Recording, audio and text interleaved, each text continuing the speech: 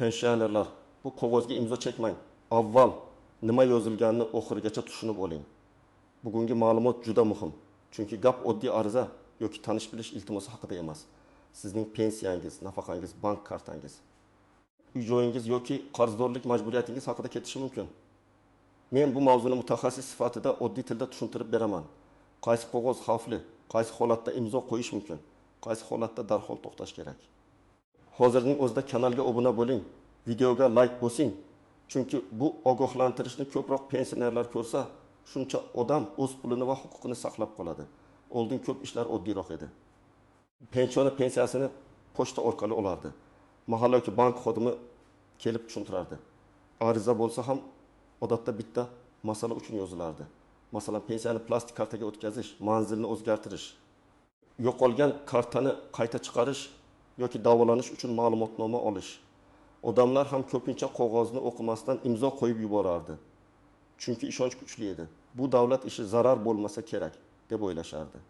Hozir vaziyat o'zgardi. Bank xizmatlari ko'paydi. Mobil ilovalar paydo bo'ldi. Kredit, mikroqarz, muddatli to'lov, sug'urta, ishonchnoma, rozilik xati, shaxsiy ma'lumotlarni qayta ishlashga rozilik kabi hujjatlar ko'paydi. Eng xavflisi, ayrim hujjatlar tashqaridan oddiy arizaga o'xshaydi. Ichida esa katta majburiyat yashiringan bo'lishi mumkin. Siz pensiya kartangizni yangilaymiz deb o'ylab imzo qo'yasiz, lekin hujjatda kredit shartnomasi, qarzni tan olish, foizli majburiyat yoki boshqa odamga pulingizni olish huquqini beruvchi ishonchnoma bo'lishi mumkin. Men ko'p uchratadigan xatolik shuki, pensioner qog'ozning faqat oxirgi betini ko'radi. U yerda imzo degan joy bor, yonida ism, familiya yozilgan. Xodim yoki tanish odam mana shu yerga qo'l qo'ying, bo'ldi deydi, lekin hujjatning oldingi betlarida nima yozilgani o'qilmaydi. Ba'zan hatto qog'oz bo'sh bo'ladi. Keyin to'ldiramiz deyshadi. Mana eng katta xavf shu bo'sh qog'ozga, to'liq to'ldirilmagan blankaga, sizga tushuntirilmagan hujjatga imzo qo'ymaslik kerak. Men sizga eng muhim qoidani aytaman. Imzo bu men roziman, men tushundim. Men javobgarman degan huquqiy belgi. Imzo qo'yilgandan keyin men o'qimagan edim. Ko'zim yaxshi ko'rmaydi. Menga shoshiltirishdi. Men buni boshqa narsa deb o'ylagan edim deyish ancha qiyin bo'ladi. Albatta, qonunda aldov, bosim, tushuntirmaslik, firibgarlik kabi holatlar bo'lsa, huquqni himoya qilish yo'llari bor. Lekin amalda bu vaqt, asab, dalil, ariza, idora-idora yurish degani. Shuning uchun eng to'g'ri himoya suddan keyin emas, imzo qo'yishdan oldin boshlanadi. Birinchi xavfli qog'oz bo'sh varaq yoki bo'sh blankaga imzo. Masalan, sizga kimdir hozir vaqt yo'q, opa, aka, shu yerga imzo qo'ying, qolgani o'zim to'ldiraman desa, bu juda xavfli. Chunki keyin u yerga istalgan matn yozilishi mumkin. 1 million so'm qarz oldim, 5 million so'm qarzni tan olaman, pensiya kartamni falonchiga topshirishga roziman, uyimni ijaraga berdim, shikoyatim yo'q deb yozib qo'yilishi mumkin. Siz esa imzo sizniki ekanini inkor qila olmaysiz. Ikkinchi xavfli qog'oz, ishonchnoma. Ishonchnoma ba'zan kerak bo'ladi.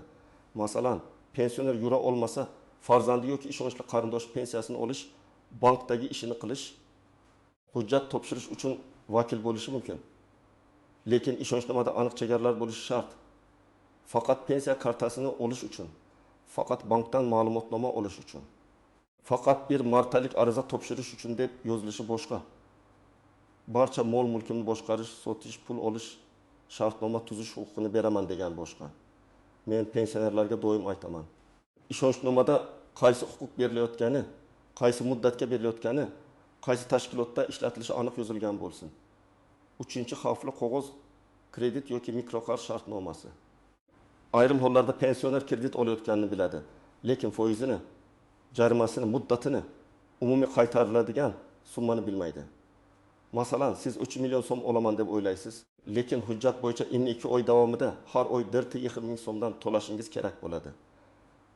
Natijada 3 million o'rniga 5 million 4 ming so'm qaytarasiz. Agar kechiksangiz jarima qo'shiladi. Pensiyangiz 1 million 200 ming so'm bo'lsa, har oy 4 ming so'm ushlansa, dori-darmon, kommunal to'lov, oziq-ovqatga yetmay qoladi. Shuning uchun kredit qog'oziga imzo qo'yishdan oldin men qancha olyapman, jami qancha qaytaraman, har oy qancha to'layman, kechiksam nima bo'ladi degan 4 ta savolga yozma javob oling. 4-chi xavfli qog'oz qarzdorlikni tan olish tilxati. Tanish odam nomiga kerak, keyin yirtib tashlaymiz. rasmiyatchilik uchun, mening ishim bitishi uchun qo'l qo'ying deyishi mumkin. Masalan, qo'shningiz yoki qarindoshingiz siz mendan 10 million so'm olgan deb tilxat yozib bering, men bir joyga ko'rsataman, sizdan pul so'ramayman desa. Bunday ishga rozi bo'lmang. Tilxat sudda kuchli dalil bo'lishi mumkin. Ertaga munosabat buzilsa, o'sha odam mana imzo pulni qaytarsin deb da'vo qilishi mumkin. 5-xavfli qog'oz. Bank kartasi va SMS xabarnoma bilan bog'liq roziliklar. Pensionerlarning ko'pi kartamni ochib berishsin, telefonimga kod keldi, aytib yubordim, arizaga imzo qo'ydim deb pulidan ayrilib qoladi. Karta, PIN kod, SMS kod, mobil bank paroli hech qachon boshqaga berilmaydi.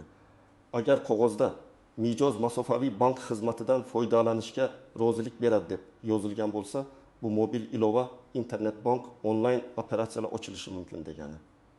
Bu yomon emas, lekin uni kim boshqaradi? Telefon raqami kimniki? Ilova kimning qo'lida? Agar telefon raqami sizniki bo'lmasa, karta sizniki bo'lsa ham pulni boshqalar ko'chirib olishi mumkin. Eng avvalo yolg'iz yashaydigan pensionerlar ehtiyot bo'lishi kerak. Chunki firibgarlar ko'pincha aynan shunday odamlarni nishonga oladi. Ular sizga yordam puli chiqdi, pensiyangiz oshdi, bank kartangiz bloklanadi, kompensatsiya bor, ro'yxatdan o'tmasangiz pulingiz to'xtaydi deb qo'ng'iroq qiladi yoki uyga keladi. Agar odam yonida maslahat beradigan farzandi, qarindoshi yoki ishonchli qo'shnisi bo'lmasa, shoshilib imzo qo'yib yuborishi mumkin. Ikkinchi guruh ko'zi yaxshi ko'rmaydigan, eshitishi og'irlashgan, sog'lig'i sabab matnni to'liq o'qiy olmaydigan pensionerlar. Bunday holatda men ko'rmayapman. Lekin ishonyapman deyish xavfli. To'g'ri yo'l hujjatni baland ovozda o'qitish, nusxasini olish, yaqin odamga yuborish, zarur bo'lsa notarius yoki yuristdan maslahat olish. Xodim shoshiltirsa ham sizning huquqingiz bor. Men o'qib chiqmasdan imzo qo'ymayman deyishga to'liq haqlisiz. 3-guruh kredit tarixi, qarzdorligi yoki kafilligi bor pensionerlar. Ba'zan odam o'zi kredit olmaydi, lekin farzandiga, nabirasiga kafil bo'ladi. Kafillik ham oddiy imzo emas. Agar asosiy qarzdor to'lamasa, bank yoki tashkilot kafildan talab qilishi mumkin. Masalan, nabirangiz 20 million so'm kredit oldi. Siz kafil bo'ldingiz. Nabira 2 oy to'lamasa, talab sizga ham kelishi mumkin. Men pulni olmaganman-ku degan gap kafillikda har doim ham yordam bermaydi. Chunki siz imzo bilan javobgarlikni qabul qilgan bo'lasiz. 4-guruh uy joyi, yer uchastkasi, mashinasi yoki boshqa mol-mulki bor pensionerlar. Bunday odamlarga nisbatan ishonchnoma, oldi-sotdi shartnomasi, hadya shartnomasi, ijara shartnomasi, garov shartnomasi kabi hujjatlar orqali bosim bo'lishi mumkin. Masalan, uyingizni nomimga vaqtincha o'tkazib turing, keyin qaytaraman degan gap huquqiy jihatdan juda xavfli. Mulk vaqtincha sotish degan narsani tan olmaydi. Sotdingizmi, mulk egasi o'zgaradi. Hadya qildingizmi, mulkni sovg'a qilgan bo'lasiz. Keyin qaytarish faqat ikkinchi tomonning roziligi yoki sud orqali juda murakkab jarayon bilan bo'lishi mumkin. Men pensionerlarni qo'rqitmoqchi emasman. Har bir qog'oz firibgarlik emas. Bankda karta almashtirish uchun ariza bo'lishi mumkin. Pensiya jamg'armasida ma'lumotlarni yangilash uchun ariza bo'lishi mumkin. Mahallada moddiy yordam, sanatoriy yo'llanmasi, dori-darmon yordami uchun hujjat bo'lishi mumkin. Notariusda qonuniy ishonchnoma rasmiylashtirish kerak bo'lishi mumkin. Lekin qo'rqmaslik boshqa, tekshirmaslik boshqa. Hatto qonuniy hujjat bo'lsa ham siz uning mazmunini tushunishga haqlisiz. Masalan, bank kartangiz muddati tugagan, bank sizga yangi karta beradi. Bu normal holat. Lekin arizada qo'shimcha xizmatlar ham bo'lishi mumkin. Pullik SMS xabarnoma, sug'urta, kredit limiti, overdraft, mobil bank. Agar bular sizga kerak bo'lmasa, faqat kartani yangilashga roziman, qo'shimcha xizmatlarni ulamang deb ayting. Xodim hammasi birga bo'ladi desa, yozma tushuntirish so'rang. Yana bir misol. Sanatoriyga yo'llanma olish uchun hujjat topshiryapsiz. Sizdan pasport, pensiya guvohnomasi, tibbiy ma'lumotnoma ariza so'ralishi mumkin. Bu odatiy. Lekin arizaga qo'shib men falon xizmatdan voz kechaman. Mening nomimdan falon shaxs harakat qiladi. Men pul kompensatsiyasini oldim, davom yo'q degan jumlalar qo'shilgan bo'lsa, ehtiyot bo'ling. Har bir jumla alohida ma'no beradi. Birinchi holatni tasavvur qiling. 8 yoshli pensioner opa bankka boradi. Unga kartangizni yangilaymiz deyishadi. Opa o'qimasdan imzo qo'yadi. Keyin ma'lum bo'ladiki, kartaga qo'shimcha ravishda mobil ilova ulangan. Telefon raqami esa opaning emas. Yordam berayotgan boshqa odamning raqami bo'lgan. bir necha kun ichida pensiya tushgan, pul boshqa kartaga o'tkazilgan. Bu yerda asosiy xato bitta. Xizmat kimning telefon raqamiga ulanganini tekshirmagan. To'g'ri harakat qanday bo'lardi? Bank xodimidan mening kartamga faqat mening telefon raqamim ulanadi. Begona raqam bo'lmasin deb so'rash va hujjatda shu ma'lumotni tekshirish kerak edi. Ikkinchi holat. Yetim 2 yoshli aka farzandiga yordam bermoqchi bo'ladi. Farzandi ota, faqat imzo kerak, kreditni o'zim to'layman deydi. Ota bankka borib kafil sifatida imzo qo'yadi. Dastlab hammasi yaxshi, keyin farzand ishidan ayriladi va to'lov kechikadi. Bank otaga qo'ng'iroq qiladi, qarzni talab qiladi. Ota hayron, men pul olmaganman dedi. Lekin kafillik shartnomasida ota qarz qaytmasa javobgar bo'lishi yozilgan. Bu yerda ota yomon odam emas, farzand ham aldamagan bo'lishi mumkin, lekin hayotda kutilmagan holatlar bo'ladi. Shuning uchun kafillikdan oldin o'ylash kerak. Agar qarzdor to'lamasa, men o'z pensiyamdan bu qarzni ko'tara olamanmi? 3-holat. Yolg'iz yashaydigan pensionerga uyingizni hujjat qilib beramiz. Meros masalasi oson bo'ladi deb notariusga olib borishadi. U hujjatni o'qimaydi. Keyin bilsa, u meros vasiyatnomasi emas, hadya shartnomasi bo'lgan. Vasiyatnoma bilan hadya butunlay boshqa narsa. Vasiyatnomada mulk egasi hayoti davomida o'zi bo'lib qoladi. Vafotidan keyin kimga o'tishi belgilanadi. Hadya shartnomasida esa mulk hozirning o'zida boshqa odamga o'tadi. Bu farqni bilmaslik pensioner uchun juda og'ir oqibatga olib kelishi mumkin. 4-holat. Pensionerga telefon orqali sizga 2 million so'm kompensatsiya chiqdi. Faqat ariza to'ldiramiz. Pasport rasmini yuboring, SMS kodini ayting deyishadi. Keyin uning nomiga onlayn qarz olinadi. Bu yerda qog'oz bo'lmasligi ham mumkin. Lekin elektron rozilik ham imzoga o'xshash kuchga ega bo'lishi mumkin. SMS ko'pincha men roziman degan tasdiq vazifasini bajaradi. Shuning uchun men doim aytaman. SMS kodni hech kimga aytmang. Bank xodimi ham, pensiya xodimi ham, mahalla xodimi ham sizdan SMS kodini so'ramasligi kerak. Ba'zan pensioner hujjat notariusda bo'lsa, demak hammasi xavfsiz deb o'ylaydi. Yo'q, notarius hujjatni rasmiylashtiradi, shaxsni aniqlaydi, qonuniy shaxsni tekshiradi. Lekin siz nima istayotganingizni o'zingiz aniq bilishingiz kerak. Notarius oldida ham shoshilmang. Bu hadyami yoki vasiyatnomami? Men uyimning egasi bo'lib qolamanmi? Bu hujjatni bekor qila olamanmi? Vakil mening nomimdan sotish huquqiga ega bo'ladimi deb so'rang. Savol berish uyat emas. Imzo qo'ygandan keyin pushaymon bo'lish ancha qiyin. Yana bir nozik masala davom yo'q degan jumla. Ko'p odamlar bunga e'tibor bermaydi. Masalan, sizga qarzdor odam pulning bir qismini berdi va qog'ozga pulni oldim, davom yo'q deb yozdirdi. Agar aslida qarzning hammasi qaytmagan bo'lsa, bu jumla keyin sizga zarar qilishi mumkin. To'g'ri yozuv. Falon sanada falon summaning falon qismi oldim. Qolgan qarz falon summa deb aniq yozilishi kerak. Har bir so'z muhim. Yana bir tuzoq, shikoyatim yo'q degan ariza. Masalan, sizga noto'g'ri xizmat ko'rsatildi. Pulingiz ushlanib qoldi. Kimdir zarar yetkazdi. Keyin masalani hal qilamiz. Faqat shikoyatingiz yo'qligini yozing deyshadi. Agar masala haqiqatdan hal bo'lgan bo'lsa, mayli, lekin avval natijani ko'ring. Pul qaytdimi? Hujjat tuzatildimi? Qarzdorlik yopildimi? Shundan keyin yozish mumkin. Oldindan shikoyatim yo'q deb imzo qo'yish o'zingizni himoyasiz qoldiradi. Ba'zi hujjatlarda mayda shrift bo'ladi. Mayda yozuv ham hujjatning bir qismi. Bu shunchaki standart matn deyilsa ham, aynan o'sha standart matnda jarima, komissiya, shaxsiy ma'lumotlarni 3-shaxslarga berish, qo'shimcha xizmatlarga rozilik bo'lishi mumkin. Agar ko'zingiz qiynalsa, kattalashtirib chop etishni so'rang yoki telefon kamerasi bilan rasmga olib yaqinlashtirib o'qing. Siz bunday talab qilishga haqlisiz. Yana bir muhim nuqta, hujjatning nusxasini oling. Ko'p pensioner imzo qo'yadi. Lekin o'zida nusxa qolmaydi. Keyin nima imzolaganini eslay olmaydi. Har qanday shartnoma, ariza, ishonchnoma, tilxat, kafillik, rozilik xati bo'yicha sizda nusxa yoki surat bo'lsin. Agar xodim nusxa berilmaydi desa, nima uchun berilmasligini so'rang. Hech bo'lmasa imzo qo'yishdan oldin telefoningizga suratga olib qo'ying. Agar suratga olishga ruxsat berishmasa, bu ham o'ylash uchun sabab. Endi aniq qadamlarni aytaman. Birinchi qadam. Hech qachon shoshmang. Sizga hozir imzo qo'ymasangiz, pensiyangiz to'xtaydi. Bugun oxirgi kun, navbat kutyapti. Hamma qo'yapti deysa ham, hujjatni o'qishga vaqt oling. Qonuniy ishda sizga tushuntirish berishdan qochishmaydi. Firibgarlikda esa odamni aynan shoshiltirishadi. Ikkinchi qadam, hujjat nomini o'qing. Yuqorida nima deb yozilgan?